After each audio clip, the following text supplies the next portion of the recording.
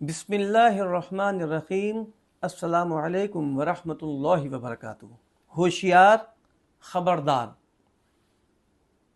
عمرے یا حج پہ جائیں تو کسی کا سامان لے کر نہ جائیں، بالخصوص عمرہ زائرین۔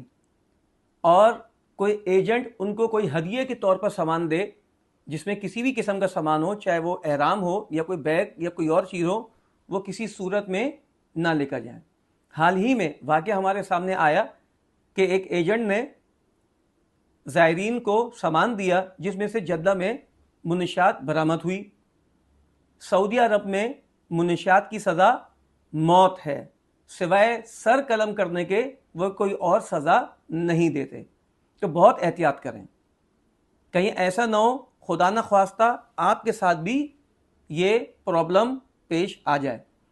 گزشتہ سالوں میں بھی اس قسم کے واقعات ہمارے سامنے آئے، تو جو معصوم زائرین یہاں سے پکڑے گئے انہوں نے ان کو اس وقت تک نہیں چھوڑا کہ جب تک جنہوں نے ان کو وہ سامان دیا تھا یہاں سے پکڑ کر ان تک نہیں پہنچا دیا گیا۔ گردن وہ لازمی کاٹتے ہیں، بے گناہ تھے، ان کو کسی نے سامان دیا تھا تو پکڑ کر وہ حوالے کیے گئے اور پھر ان کی گردن کاٹی گئی۔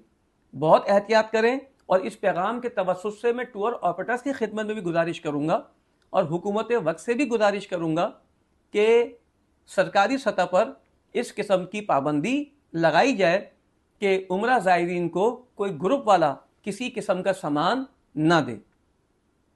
حج کے موقع پہ بھی گورنمنٹ کے رولز کے مطابق حجاج کرام کو کچھ ہدایہ دیے جاتے ہیں، لیکن حج کا ایک الگ نظام ہوتا ہے۔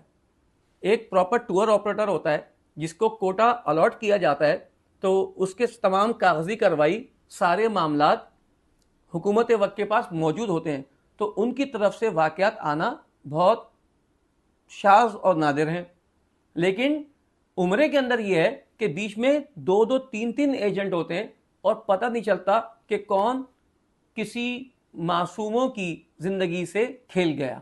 بہت احتیاط کیجئے، اللہ ہم سب کی حفاظت فرمائے۔ السلام علیکم ورحمۃ اللہ وبرکاتہ۔